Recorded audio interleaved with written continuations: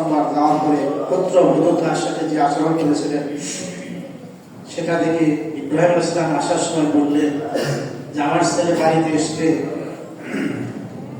তুমি তাকে বলো যে তোমার আব্বা বলছে যে দরজাটা যেন আমি পাল্টে ফেলি। এই আহম্মক মহিলা তো আর বুঝে নেই। ইসমাইল আলাইহিস সালাম জাহিরুল্লাহ বাসায় আসার পরে বাবার সুগ্রাম তার নাকের মধ্যে চলে গেছে। এসেই বললো, আমার বাবা কি আসছিল? বলে, হ্যাঁ, একটা বৃদ্ধ লোক আছে। কিছু বলেছে আমার বাবা? হ্যাঁ, সেই বৃদ্ধ লোকটা বলেছে আমি যেন বাড়ির ঘরের দরজাটা পাল্টে দিই। ইসমাইল আলাইহিস সালাম বললেন, আব্বা বলেছে তোমাকে যেন আমি তালাক দিয়ে দিই, এখন থেকে তুমি তালাক। আবার পরের বার আসলেন, ইসমাইল আলাইহিস সালাম বাড়িতে নাই।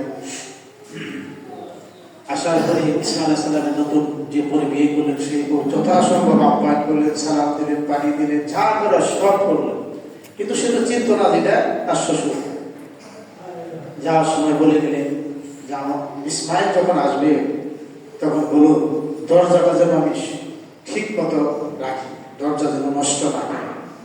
আবার ইসমাইল বললেন, সুগ্রাম নবীদের সুগ্রাম সুবহানাল্লাহ নাকে পেলেন, বললাম আমি আসিছিল বলে একজন বৃদ্ধ মানুষ এসেছিল, সে কি কিছু বলেছে?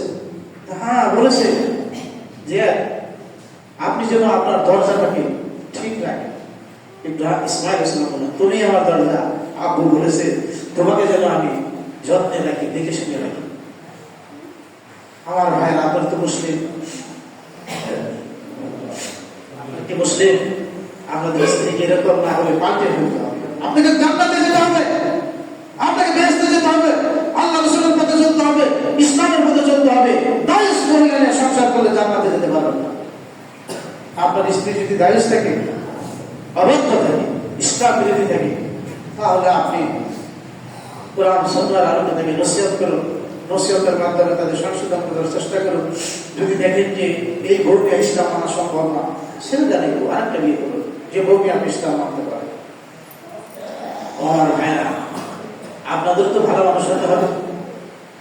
রাসূল বলেছে ওই ব্যক্তিটাই ভালো, উত্তম যে তার বউর কাছে উত্তম। আপনি সারা রাত বাড়িতে থাকেন, আপনার স্ত্রীর খোঁজ খবর নেন না, রাত 3টায় বাসায় আসেন, মদ খান, গাঁজা খান, বিড়ি খান, স্ত্রীর কোনো খোঁজ খবর নেন না, শারীরিক অসুস্থ হলে আপনি তার সেবা শুশ্রূষা করেন না, আপনার মতন কপাল করা স্বামী আপনার, আপনার জাহান্নামে যাবেন।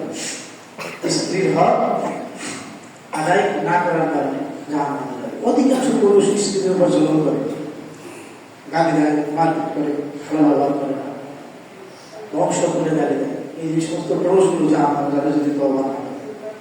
আল্লাহ তাবারক ওয়া তাআলা স্ত্রীদের কাছ থেকে সাক্ষ্য নেবেন, বলো তোমার স্বামী কেমন ছিল। রাসূল বলেছেন ওই ব্যক্তি সর্বোত্তম যে তার বউয়ের কাছে উত্তম। আপনার কি বউয়ের কাছে উত্তম হতে পেরেছেন? আপনার বউকে আপনি ভালো মানুষ মনে করে আপনারা বউ রেখে কত আকাঙ্ক্ষ কামে জড়িত। এই রমজান মাসে শেষের দিনে তওবা করুন, একমাত্র শান্তির জায়গা বউ।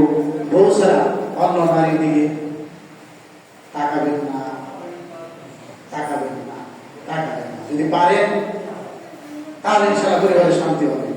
যে পুরুষ ব্যভিচারের সাথে জড়িত ওই পরিবারে কখনো শান্তি আসতে পারে না, কারণ সে নিত্য নতুন মহিলাদের সাথে তার ওঠা বসা, হাটে, বাজারে, স্কুল, কলেজ, চাকরির কর্মস্থলে। এই পুরুষটা বলতে কখনো তৃপ্তি পাবে না। যে পুরুষ এক নারীতে আসক্ত, বউয়ের প্রতি আসক্ত, সেই পুরুষটাই ওই সংসারে শান্তি আনতে পারবে। আল্লাহ আমাদের বোঝার তৌফিক দান করুন। সম্মানিত ভাইরা, আর রোজাও হবে না, কবুল হয় না যে মিথ্যা অনুযায়ী আমল বর্জন করে না। মিথ্যা অনুযায়ী আমল কি, কাজ কি? এদেশের অধিকাংশ রাজনীতিবিদরা মিথ্যা কথা বলে, সমাজপতিরা মিথ্যা কথা বলে। এদের পিছনে যারা চলবে, যারা জেনে শুনে মিথ্যাবাদীর আনুগত্য করবে, তাদের সিয়াম কবুল হবে না। আমাদের দেশের অধিকাংশ মানুষ জানে যে তার রাজনৈতিক গুরু নেতা মিথ্যাবাদী, জিনাখোর, পরের টাকা আত্মসাৎকারী, তারপরেও 1000, 2000, 5000 টাকার জন্য তাদের আনুগত্য করে। এই আনুগত্য যারা করবে তাদের সিয়াম কবুল হবে না। আপনারা আমার কথা বিশ্বাস না করলে কোরআন